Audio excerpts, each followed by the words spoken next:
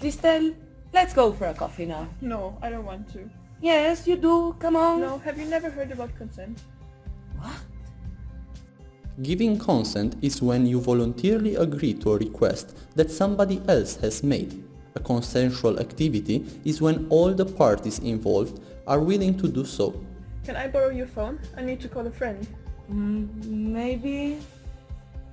But be very careful how you interpret the answers received. That means, I don't know what to say. It's not yes. I will think about it. It's not yes. It sounds interesting. Is not yes. Yes, it must be yes. Can I borrow your phone? I need to call a friend. Yeah, sure. So, it's very important to ask for consent before all the activities we want to have with other people, especially in the case of sexual activities, and they must agree. Look what I found in the shop.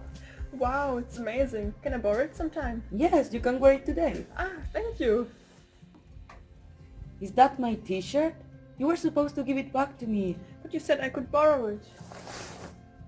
At the same time, we must understand that we receive the consent of a person for a certain activity at a certain time. So, if we want to do that activity again or another activity with the same person, we must ask the person's consent every time before to avoid possible unpleasant situations. Look what I found in the shop. Wow, it's amazing. Can I borrow it sometime? Yes, you can wear it today. Thank you. No, actually, I'm gonna wear it today. Another important thing when we talk about consent is that people can change their decision even during the activity they agree with at the beginning, so the consent is no longer valid. Keep in mind that consent is not valid even if the person gives it under the influence of alcohol or drugs. Hello, how old are you? I'm 15. Oh, okay. And now, legally speaking, there are specific laws around who can consent and who can't. For example, in some countries, if you are minor, even if you have agreed to sexual activity with a legal adult, this is not considered consent and is against the law. Without consent, any sexual activity is against the law and can be harmful. So, be very careful. Oh, so now I understand.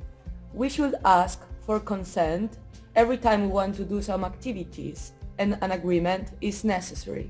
So, Cristel, do you want to go for a coffee? Yes, I do.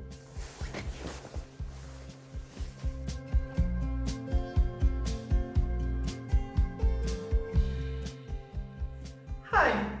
Do you know that everyone has sexual rights? Well, they are a part of human rights and are entitled to all human beings. So, let's give it a look together. At first, we have the comprehensive sexual education. Receiving sexual education is a process that should last through our lives, from birth until we are older. Then we have the right of sexual health care. Thorough and understandable information should be available for everyone, and those information should be based on scientific knowledge. The right of sexual freedom, sexual equity, and non-discrimination. You have the right to express your sexuality whenever and wherever you want, and love who you want. The right to decide whether or not to have children, with whom and when. This right is related to the access of contraceptive methods. The right to privacy. No one can interfere with your decision, and no one can share information about your sexuality if you don't want them to. The right to sexual autonomy and bodily integrity. Everyone has the right to control and decide freely on matters related to their sexuality and their body. The right to live a relationship free of violence and intimidation. Everyone should be free of violence related with sexuality, for example, sexual abuse and rape. The right to pursuing a satisfying, safe and pleasurable sexual life. Remember that this right includes self-pleasure.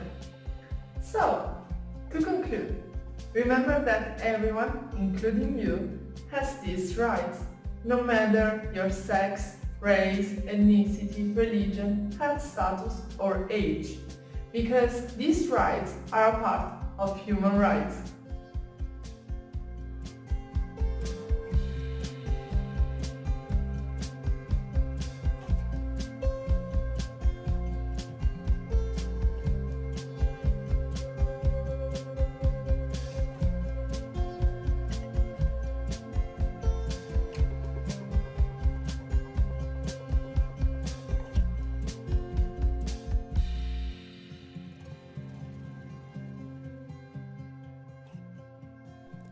Now, let's talk about sexual orientation. Sexual orientation is defined by whom a person is sexually or romantically attracted to. For example, a man that is attracted to a woman, or a woman that is attracted to a man, it's called heterosexual. But there are also different sexual orientation which are included in the LGBTQ+ community.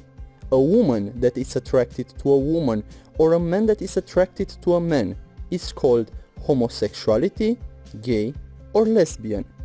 Others might be attracted to both genders. We talk about bisexuality in this case. There are also people who don't feel any sexual attractions towards anyone. It's okay, it's called asexuality. Some people are still questioning their sexual orientation. Don't forget that sexuality is fluid and can change over time, and it's a personal choice to use or not those labels. Love is love. But in the LGBTQ+ community, there is also a T, standing for transgender.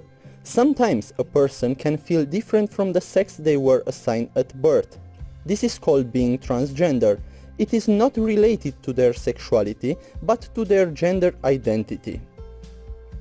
Just remember that respect and kindness are the key.